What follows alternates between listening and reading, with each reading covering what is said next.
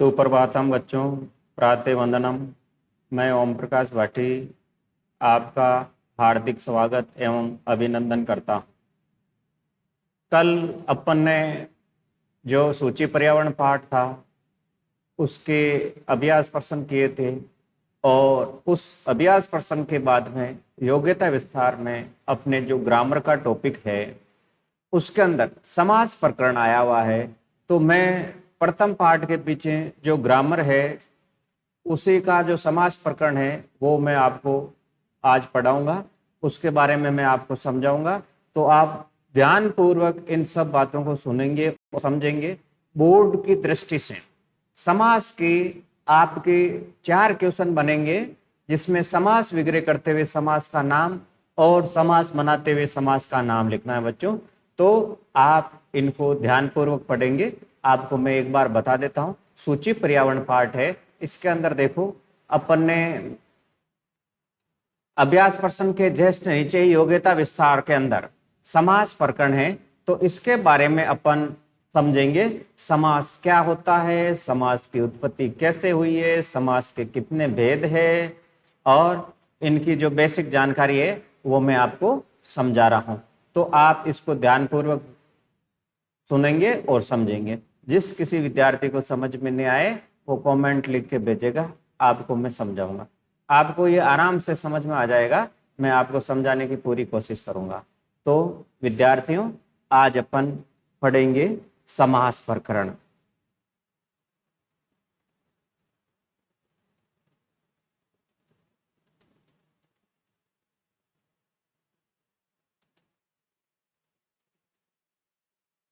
समास प्रकरणम।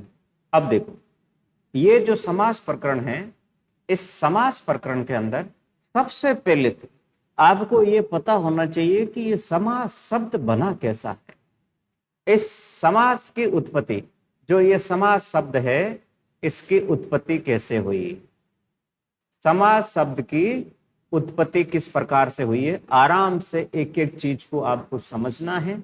और जैसे समास शब्द के अंदर सम उपसर्ग है, सम उपसर्ग, और इसके अंदर अस्य धातु है और इसके अंदर गह प्रत्यय है बच्चों। तो इसके अंदर क्या है, गह प्रत्यय है, जिससे समास शब्द बना है। ये तीनों मिलके देखो, इसके अंदर सम उपसर्ग है, अस्य धातु है और घे प्रत्यय हैं, जिससे क्या हुआ, समास शब्द बना है, समास शब्द बना है। तो इसी प्रकार से समास की उत्पत्ति सम उपसर्ग, अस धातु और घे प्रत्यय से समास शब्द बना है। तो इसके अंदर अपन, अब ये तो समास शब्द बना है, अब समास की अपन परिभाषा पढ़ते हैं। समास किसे कहते हैं, तो परिभाषा के अंदर देखो,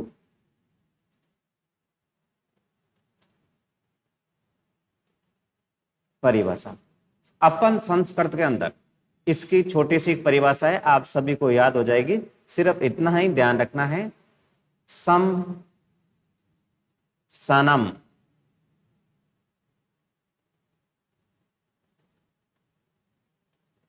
समासे, ये संस्कृत की परिभाषा है। सम सनम समासे, ये संस्कृत की परिभाषा है। अब देखो, सम सनम का मतलब, सम सनम का मतलब होता है संक्षिप्तीकरण करना। इसका अर्थ क्या है, सम सनम का अर्थ है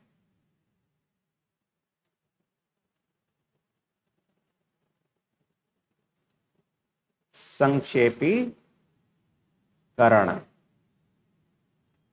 तो इस प्रकार से ये सम सनम का अर्थ है संक्षिप्तीकरण करना, यानी छोटा रूप बनाना।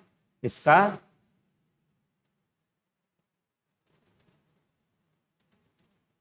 छोटा रूप, संक्षिप्तीकरण करने का मतलब छोटा रूप। तो इस प्रकार से यहाँ पे अब देखो, समास शब्द की उत्पत्ति सम उपसर्ग अस धातु और गे प्रत्यय से हुई है। समास की परिभाषा है सम सनम समास है। सम सनम समास का मतलब संस्कृतिकरण करना।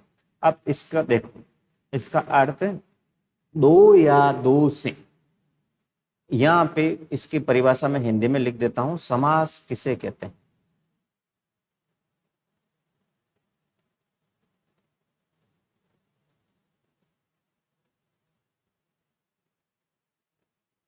अर्थात दो या दो से अधिक शब्दों के मेल से जो परिवर्तन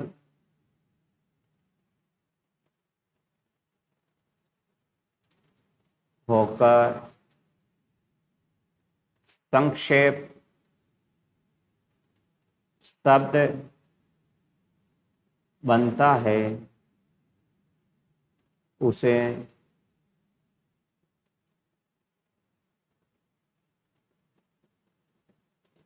समास कहते हैं। अब देखो, दो या दो से अधिक शब्दों के मेल से जो परिवर्तन होकर संक्षेप शब्द बनता है उसे समास कहते हैं बच्चों। अब देखो, इसके अंदर दो या दो से अधिक शब्द हो सकते हैं या दो या दो से अधिक वर्णों के शब्दों, वर्णों के मेल को तो अपन संधि कहते हैं और यहाँ शब्द है। समास में क्या होता है? समास के अंदर शब्द होते हैं और संधि के अंदर वर्ण का मेल होता है और समास में शब्दों का मेल होता है। इस प्रकार से ये अपन समास की परिभाषा पढ़ी है। अब अपन आगे इसी के अंदर देखो, समास का अर्थ संक्षेप करना। अब समास विग्रह क्या होता है? समास विग्रह का मतलब होता है उन शब्दों में जो शब्द बना है समास, उसको अलग अलग करते हुए उसमें विभक्ति जोड़ दी जाती है, उसका विस्तार कर देते हैं, उसे समास विग्रह कहते हैं। अब अपन इसके आगे देखो, समास के जो दो पद होते हैं उनके बारे में अपन पढ़ेंगे। तो आपको ध्यान रखना है, इसके अंदर समास के अंदर दो पद होते हैं।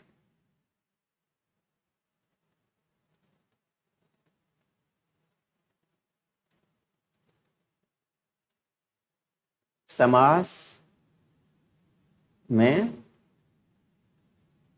दो पद होते हैं। कौन कौन से? पहला है जैसे पूर्व पद, जिसको अपन बोलते हैं प्रथम पद। दूसरा है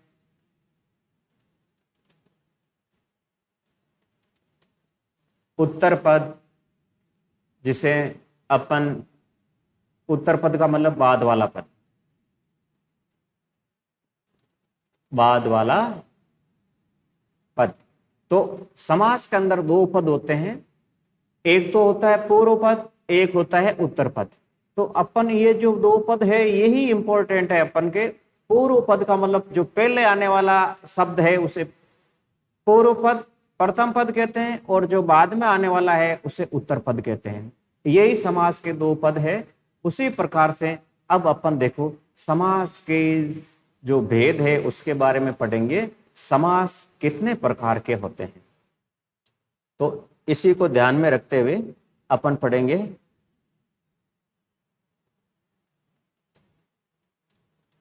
समास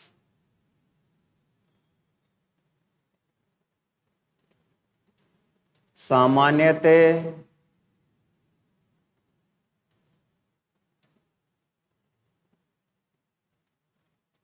चार प्रकार के हैं। कौन कौन से हैं वो अपन पढ़ेंगे। समास सामान्यतः चार प्रकार के हैं या होते हैं। सामान्यतः चार प्रकार के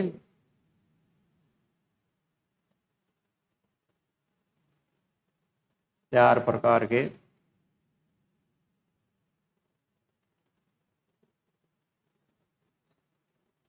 चार प्रकार के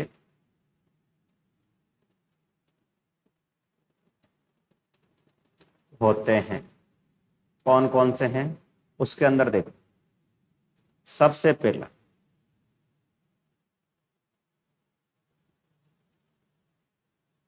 इसके अंदर अवयवी भाव समास,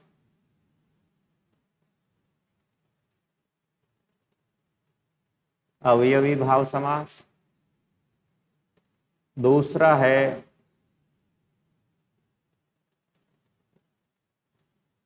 तत्पुरुष समास, और तीसरा है आपके द्वंद्व समास, और चौथा प्रकार है बहुवीर्य समास, बहुव्रीहि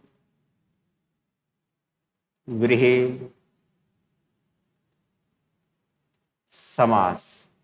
अब अपन ये समास है, इसके अंदर देखो जो ये तत्पुरुष है, इसके इसके बच्चों दो भेद होते हैं। तत्पुरुष के दो भेद है। इसके अंदर देखो तत्पुरुष के दो कौन कौन से भेद है वो अपन देखेंगे। तो इसके अंदर जैसे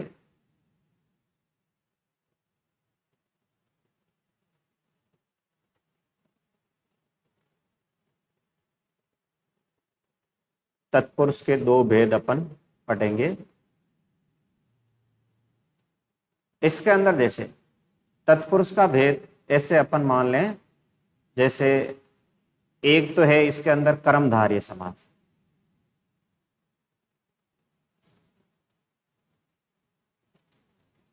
कर्मधारय, और दूसरा है देवगो। ठीक है, ये तत्पुरुष के दो भेद हैं। तो अपन इसके अंदर देखो कर्मधारय और देवगो समास। तो अपन को सबसे पहले ये ध्यान रखना है, देखो आपको मैं ये बता रहा हूं समास प्रकरण के अंदर समास शब्द कैसे बना है। इसके अंदर सम उपसर्ग पूर्वक अस धातु और घे प्रत्यय से समास शब्द बना है, जिसका अर्थ होता है संस्कृतिकरण करना, है ना। तो समास सम सनम समास है, ये इसकी परिभाषा है। और सम सनम का मतलब होता है संस्कृतिकरण कर या छोटा रूप। यानी अपन हिंदी में कहे तो दो या दो से अधिक शब्दों के मेल से जो परिवर्तन होकर संक्षिप्त शब्द बनता है उसे ही समास कहते हैं। इसमें क्या होता है, विभक्ति का लोप कर देते हैं और छोटा रूप बना देते हैं। सामान्यतः समास में दो पद होते हैं। समास में दो पद होते हैं। कितने पद होते हैं? दो पद। एक होता है पूर्व पद जिसको अपन प्रथम पद कहते हैं, और दूसरा उत्तर पद होता है जो बाद वाला पद होता है। ठीक है। समास सामान्यतः चार प्रकार के होते हैं। पहला अवयव भाव समास, दूसरा तत्पुरुष समास, तीसरा द्वंद्व समास, चौथा है बहुवीर्य समास। अब तत्पुरुष के अंदर देखो, तत्पुरुष के अंदर कर्मधारय और देवगु ये इसी के अंदर आते हैं। तो अपन देखो विद्यार्थी, जो समास के जो मुख्य रूप से चार भेद है, अगर आप इनको अच्छी तरीके से समझ लोगे तो आपको ये समास समझ में आ जाएगा। बड़े ही ध्यानपूर्वक आपको इन समास को समझना है। सबसे पहले क्या होता है, अवयव भाव समास। अवयव भाव समास के अंदर देखो, सबसे अवयव भाव समास वे समास है जिसके अंदर प्रथम पद की प्रधानता होती है। आपको मैंने पद दो बताए हैं, एक तो पूर्व पद, एक उत्तर पद। इस प्रकार से जैसे पूर्व पद का मतलब प्रथम पद और उत्तर पद का मतलब बाद वाला पद। तो अवयवी भाव समास के अंदर जो अवयवी भाव समास है, इसके अंदर देखो अवयवी भाव समास के अंदर आपके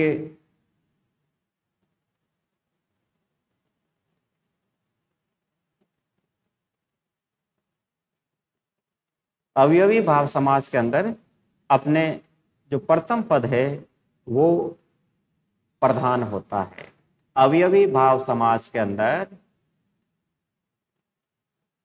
प्रथम पद की प्रधानता होती है, प्रथम पद प्रधान होता है।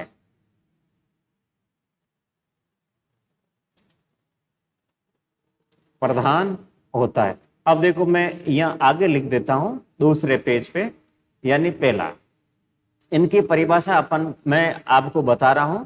जैसे अपन ने पहला लिया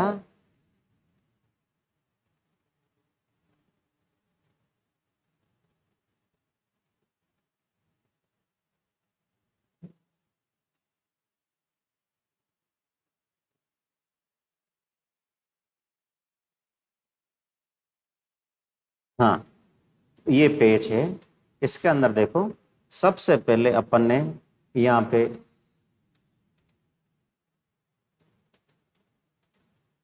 अवयवी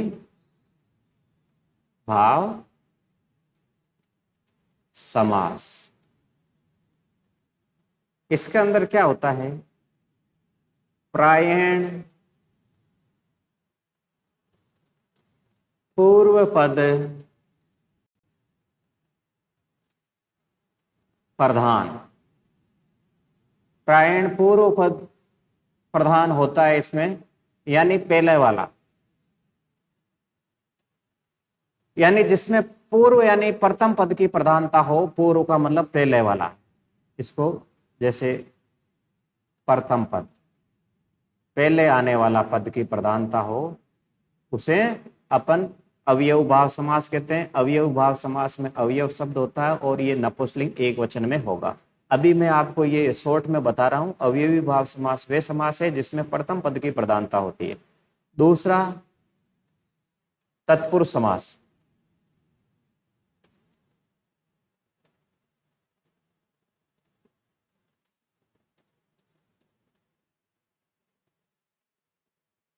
तत्पुरुष समास वे समास जिसमें उत्तर पद की प्रधानता होती है।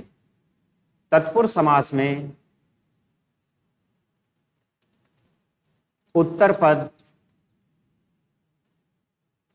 प्रधान होता है। उसी प्रकार से जैसे तीसरा है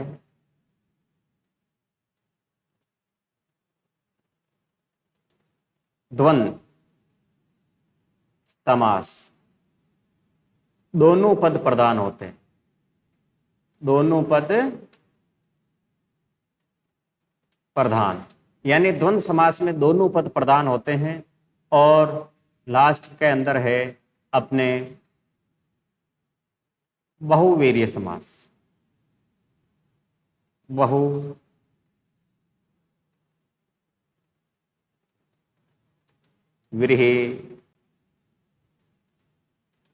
समास, इसके अंदर अन्य पद प्रधान होता है, अन्य पद प्रधान होता है, इसके अंदर अन्य पद प्रधान होता है। तो अपन इस प्रकार से देखो वापस, अवयव भाव समास के अंदर प्रथम पद की प्रधानता होती है, जो पहले आने वाला पद है उसकी प्रधानता होगी। तत्पुरुष के अंदर उत्तर पद की प्रधानता होती है और द्वंद्व समास में दोनों ही पदों की प्रधानता होती है और बहुवीर्य समास में अन्य पद की प्रधानता होती है। उसी प्रकार से इसका जैसे तत्पुरुष के भेद, तत्पुरुष के भेद दो होते हैं। जैसे आपको यहां पे ये तत्पुरुष है, इसके अंदर देखो तत्पुरुष का भेद है आपके कर्मधारय समास, कर्मधारय, इसके अंदर क्या होता है, इसके अंदर विशेषण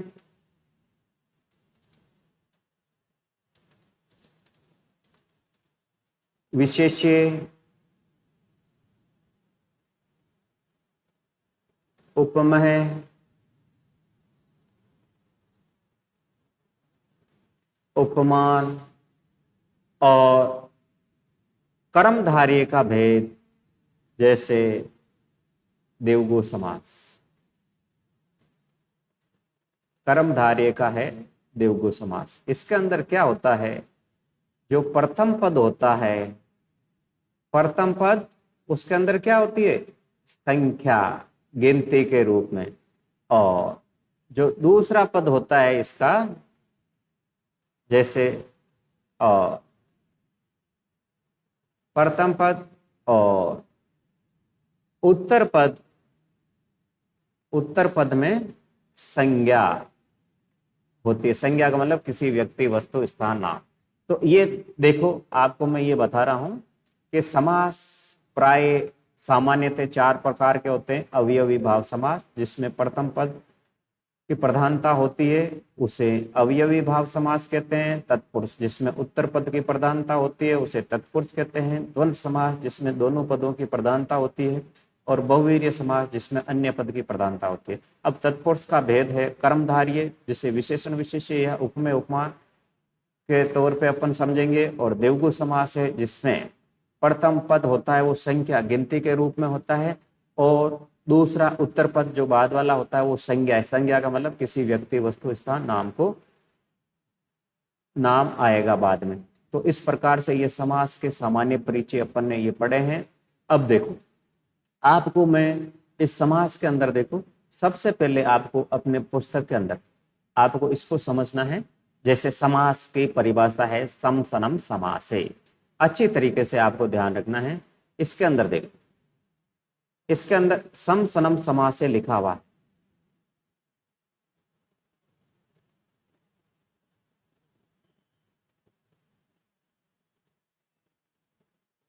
हाँ, तो अपन जो आपके पाठ के अंदर है वो आपको, जैसे समास की परिभाषा है, ये सम सनम समासे। सम सनम समासे, समास शब्द का अर्थ होता है संक्षेप यानी छोटा रूप। सम सनम समास से परिभाषा याद रखनी है बच्चों। तो समास का शाब्दिक अर्थ होता है संक्षिप्तीकरण करना या संक्षेप यानी छोटा। यानी आपको ये ध्यान रखना है, समास का शाब्दिक अर्थ होता है संक्षेप यानी दो। अब देखो इसकी परिभाषा, दो या दो से अधिक शब्दों के मिलने से जो नया और संक्षिप्त रूप बनता है, नया उसके अंदर परिवर्तन हो जाता है, जैसे ये नया और संक्षिप्त यानी छोटा रूप बनता है, वह समास कहलाता है। दो या दो से अधिक शब्दों के मिलने से जो परिवर्तन होकर जो नया शब्द बनता है, संक्षिप्त रूप होता है, उसे समास कहते हैं। समास के मुख्यतः 4 भेद है। जैसे अभी आपको मैंने बताया था, अवयवी भाव समास, तत्पुरुष समास और बहुवीर्य समास और द्वंद्व समास। आपको मैंने ये अभी बताया था कि जो ये समास है, इसके अंदर देखो, जो अवयवी भाव जिसके अंदर प्रथम पद की प्रधानता होती है ना, और दूसरा है तत्पुरुष समास जिसके अंदर दूसरे पद की प्रधानता होती है। उसी प्रकार से आपको मैंने बताया था कि इसके अंदर देखो,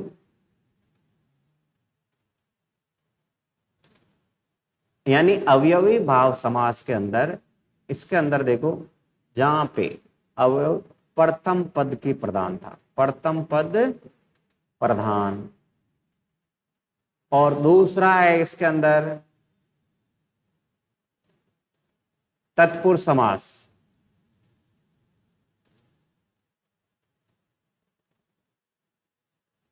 हाँ, अब देखो,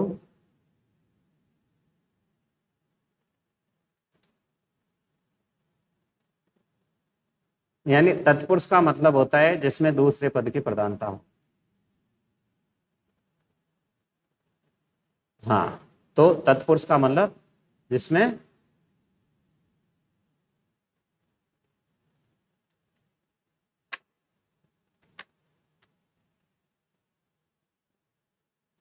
जिसमें दूसरे पद की प्रधानता हो।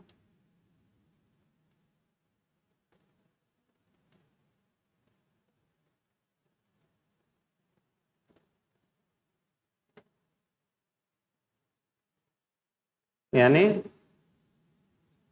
इसके अंदर द्वितीय पद की प्रधानता, और बहुवीर्य का मतलब अन्य पद प्रधान, और द्वंद्व का मतलब दोनों पद प्रधान। तो इस प्रकार से अपन यहाँ पे फिर तत्पुरुष के भेद मैंने दो बताए थे। अब देखो इसके बारे में अपन अवयवी भाव समास किसे कहते हैं। इस समास में पहला पद अवयव होता है और वही प्रधान होता है और समस्त पद अवयव बन जाता है। समस्त पद बनेगा वो नपुंसकलिंग एक वचन में बनेगा। तो इसके अंदर देखो जो जो समस्त पद बनेगा वो किस में बनेगा, नपुंसकलिंग एक वचन में बनेगा। तो यहां पे आपको ये लिखना है, जैसे अवयवी भाव समास में पहला पद अवयव होता है और वही यानी प्रथम पद ही प्रधान होता है। समस्त पद अवयव बन जाता है। जो समस्त पद अवयव बनेगा वो क्या होगा, समस्त पद अवयव बनेगा वो नपुंसकलिंग में होगा।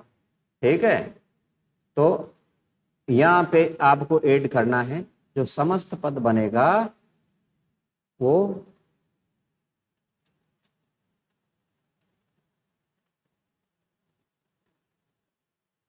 नपुंसकलिंग एक वचन में होगा।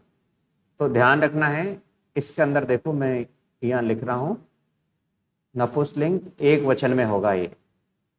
तो यहां पे ऊपर मैं लिख रहा हूं आपके समस्त पद है वो क्या होगा, नपुंसकलिंग एक वचन में। इसमें आप ऐड कर लो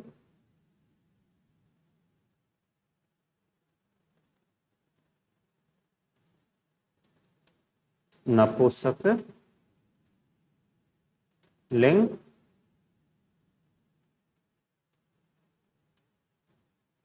एक वचन।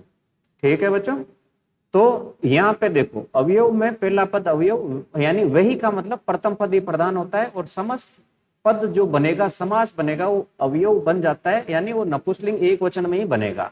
जैसे यथा एक उदाहरण दिया हुआ है, निर्मक्षिकम यानी मक्षिका नाम अभाव। निर का मतलब होता है अभाव, जहां पे अभाव हो, मक्खियों का अभाव हो तो निर का अर्थ अभाव अर्थ में निकलेगा। यहां पे प्रथम पद निर है। देखो प्रथम पद क्या है, प्रथम पद निर, निर का मतलब अभाव होता है, और द्वितीय पद है मक्षिकम यानी मक्खी। निर का मतलब अभाव, जहां मक्खियों का अभाव हो, यहां मक्षी की प्रधानता न होकर मक्षिका का अभाव प्रधान है, यानी अभाव का मतलब निर प्रधान है। अतः अवयवी भाव समास है। यहाँ पे कुछ उदाहरण देखो, यहाँ पे प्रथम पद आपको यही समझना है, अवयवी भाव समास के अंदर जो प्रथम पद होता है वो प्रधान होता है। जैसे यहाँ पे उपग्रामम, तो यहाँ पे उप का मतलब होता है समीप, तो यहाँ पे देखो समीपता की प्रधानता है बच्चों। उपग्रामम ग्रामस्य समीपे यानी ग्राम की प्रधानता है, तो यहाँ उप का मतलब होता है समीप।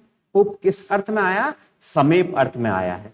अब उसी प्रकार से आपको यही ध्यान रखना है, आपको बोर्ड में पूछेंगे उपग्रामम, इसका समास विग्रह करते हुए समास का नाम लिखना है, तो आपको लिखना है ग्रामस्य समीपम यानी गांव के पास में। तो अगर यह ग्रामस्य समीपम विग्रह दे दिया और समास का पूछेंगे तो आपको उपग्रामम करना है। तो उप आते ही आपको समीप अर्थ में इसकी प्रधानता होती है। तो उपग्रामम ग्रामस्य समीपे, इसका ये विग्रह हो गया। जैसे निर्जनम, निर का मतलब अभी मैंने बताया था अभाव अर्थ में होता है, तो अभाव की प्रधानता है। निर का मतलब अभाव, कमी। जन्म यानी जहां लोगों का अभाव हो तो इसका हो जाएगा जना नाम अभावे। निर्जनम में क्या होगा, जना नाम अभाव, जहां लोगों का अभाव हो तो अभाव की प्रधानता है यहाँ।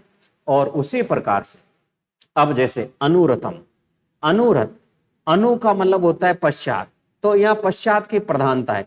अनुरतम, अनुरतम का मतलब होता है पश्चात, तो रतस्य पश्चात यानी रथ के पीछे, तो यहाँ पे पश्चात की प्रधानता है। प्रधानता किसकी है, पश्चात, जो प्रथम पद है। अनु का मतलब पश्चात, तो अनुरतम का समास विग्रह होगा रतस्य पश्चात। इसी प्रकार से प्रतिग्रहम, ग्रहम ग्रहम प्रति, यहाँ पे प्रत्येक की प्रधानता है यानी प्रत्येक, तो प्रतिग्रहम का मतलब ग्रहम ग्रहम प्रति यानी प्रत्येक घर, तो प्रत्येक की प्रधानता है यहाँ पे। ठीक है। तो इसी प्रकार से इसका प्रतिग्राम का समास विग्रह होगा ग्राम ग्राम प्रति। उसी प्रकार से अगला उदाहरण है यथाशक्ति शक्तिम अंतिक्रमे। शक्तिम अंतिक्रमे का मतलब सीमा की प्रधानता शक्ति के अनुसार। तो यथाशक्ति शक्तिम अंतिक्रमे में इसका समास विग्रह है। तो यहाँ योग्यता यानी इसकी कितनी सीमा है उसकी प्रधानता है। उसी प्रकार से सह चक्रम चक्रम चक्रहण सहितम चक्रहण सहितम सह चक्रम यहाँ सहित की प्रधानता है। तो आपको इस प्रकार से क्वेश्चन पूछेंगे समास विग्रह करते हुए समास का नाम या समास बनाते हुए समास का नाम लिखना है। तो आज ये अपन ने अवयव भाव समास के उदाहरण पढ़े हैं। अवयव भाव समास किसे कहते हैं और समास के कितने भेद होते हैं। तो एक बार मैं आपको बता देता हूं आज अपन ने क्या क्या पढ़ा है उसके बारे में आपको ये एक बार वापस पढ़ना है। देखो बच्चों, आज अपन ने समास स्टार्ट किया है। समास प्रकरण के अंदर समास की उत्पत्ति कैसे हुई है, समास शब्द कैसे बना है, समास के अंदर सम उपसर्ग है, अस धातु है और गे पढ़ते हैं। और फिर समास की परिभाषा पढ़ी अपन ने सम सनम समास है जिसका अर्थ होता है संक्षिप्तीकरण करना, यानी दो या दो से अधिक शब्दों के मेल से जो परिवर्तन होकर संक्षेप शब्द बनता है उसे समास कहते हैं। समास के दो पद बताए थे आपको मैंने, पूर्व पद प्रथम पद को कहते हैं और उत्तर पद जो बाद वाला पद है। समास सामान्यतः चार प्रकार के होते हैं, अवयवी भाव समास, तत्पुरुष समास, द्वंद्व समास और बहुवीर्य समास। तत्पुरुष के दो भेद बताए, कर्मधारय और देवगु। अवयवी भाव समास क्या होता है, जिसमें प्राय पूर्व पद की प्रधानता होती है, वो अवयव भाव समास होता है। और ये अवयव शब्द होता है, ये हमेशा नपुंसकलिंग एक वचन में समास बनेगा। तत्पुरुष जिसमें उत्तर पद की प्रधानता होती है, द्वंद्व समास जिसमें दोनों पदों की प्रधानता होती है, और बहुवीर्य समास जिसमें अन्य पद की प्रधानता होती है। उसी प्रकार से तत्पुरुष का कर्मधारय जिसमें विशेषण विशेष्य उपमेय उपमान होता है, और कर्मधारय का भेद है देवगु समास जिसमें प्रथम पद संख्या होता है गिनती के रूप में, और उत्तर पद संज्ञा यानी किसी व्यक्ति वस्तु स्थान का नाम होता है। तो इस प्रकार से ये समास पढ़े। फिर आप अपने पाठ्य पुस्तक के अंदर से जो समास की परिभाषा है, समास शब्द का अर्थ होता है, समास के भेद और अवयव भाव समास। अवयवी भाव समास के अंदर प्रथम पद अवयव होता है और प्रथम पद ही प्रधान होता है, समस्त पद अवयव बन जाता है और नपुंसकलिंग एक वचन में बनेगा। बच्चों इसका ध्यान रखना, जो ये नपुंसकलिंग एक वचन में बनेगा, इसका ध्यान रखना। अब इसके उदाहरण अपन ने पढ़े हैं, तो इस प्रकार से इससे आगे अपन कल पढ़ेंगे। आज की क्लास में यहीं समाप्त कर रहा हूं। धन्यवाद बच्चों।